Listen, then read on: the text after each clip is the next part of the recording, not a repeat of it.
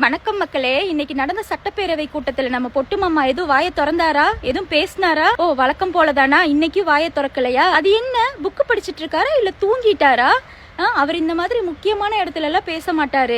அணில்கள் கூட்டத்தின் முன்னாடி மட்டும்தான் பேசுவார். மக்களே, தமிழ்நாட்டு மக்கள் எல்லாம் கரண்ட் இல்லாமையும், ஒரு சைடு விவசாயிகள்லாம் பயிர்க்கடன் தள்ளுபடிக்காகவும், இந்த பக்கம் வந்துட்டு குழந்தைகளோட பாலியல் குற்றங்களுக்காக போராடிட்டு இருந்தா, இந்த எதிர்கட்சி மட்டும் பொட்டு மாமா வாயை திறக்கலன்னு சொல்லி போராட்டம் பண்ணி காமெடி பண்ணிட்டு இருக்கானுங்க.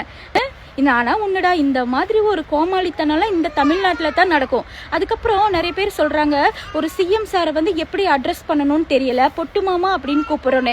நாங்க பாசத்துல தான் அப்படி கூப்பிடுறோம். உங்களை மாதிரி ஒரு சிஎம் சாரை பொண்டாட்டியா கூட இருப்போம், அப்படி பொண்டாட்டியா கூட இருந்துட்டு போறோமே, எங்க தளபதிக்கு நாங்க நிப்போம் என்ன அட்ரஸ் பண்ண கிடையாது. அதுக்கப்புறம் நீங்க மட்டும் என்ன பண்ணீங்க? கடந்த முதலமைச்சர்கள் எல்லாம் சுடலைன்னு கூப்பிடலையா? எடப்பாடி ஐயா சித்தப்பான்னு கூப்பிடலையா? நீங்க முதல்ல யோகியமா இருங்கடா.